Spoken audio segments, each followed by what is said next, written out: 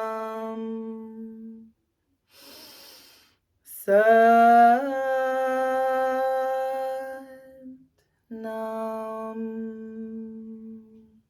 It's such a beautiful practice. It just puts me in this heart space of awareness.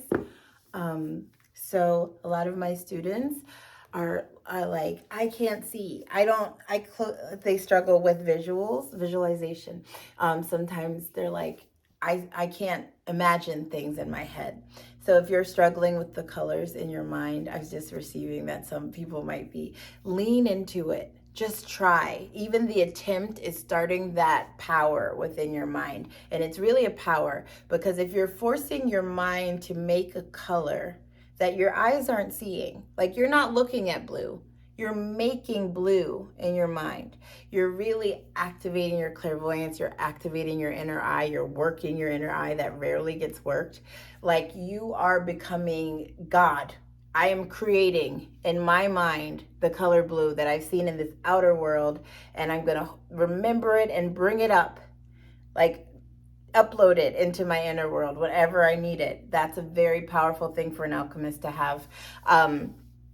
So just leaning into it, even if you're not seeing the gray, you're not seeing the blue, you're not seeing the white, keep doing it, you will. Like I said, this is a powerful practice to do on this particular day and this particular evening because of the full moon sandwich heliacal rising of Sirius that we're in, right? We get Sirius is our spiritual sun. So think of like the sun gives us power to produce and create and gives us energy and heat and all of these amazing things that make things move and grow.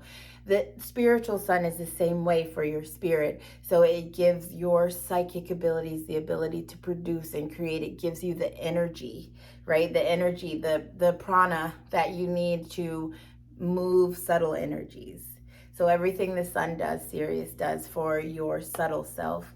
So it's separating enough from our sun is such a beautiful expression. Like when I think of our creator, when I think of God, Goddess, Waheguru, I'm like, you're just amazing, because like the way the expression translates to what's really happening is like this brief moment where the sun and Sirius aren't so close that you can't tell who's who. It separates enough and you're like, there's a new star in the morning sky, then it's gone. Right? And then it's like that, it only happens this one day, but it's like you're getting a direct hit of that energy field. So the Royal Fixed Star meditation is going to draw that field in. That's already starting this evening.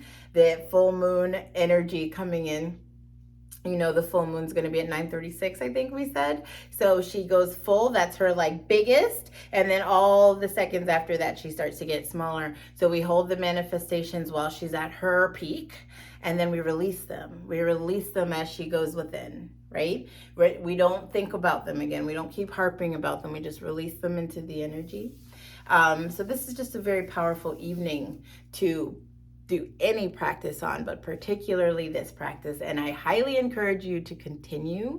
If you do use this practice in the future, do it after sunset. If you can't get it right at sunset, I wouldn't recommend doing it when the sun's out. I mean, you can, it won't hurt you to do it when the sun's out, but the power really activates in the night sky and when the stars are working, because it's the Royal Fixed Star meditation. So keep doing that. If after the 22nd, you're like, I don't want to do it anymore, that's fine.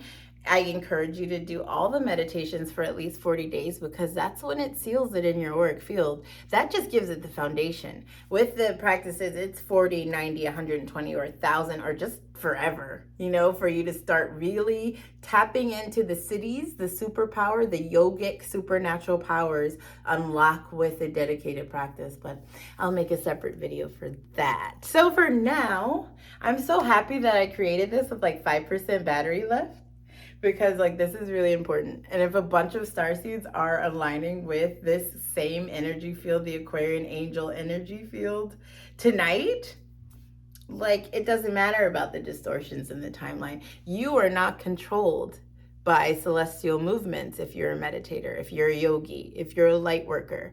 The stars, the retrogrades, the trines, the sextiles don't move you. You move them. And I can show you how. So just stick with me, kiddos. That's it. Satnam. I love you.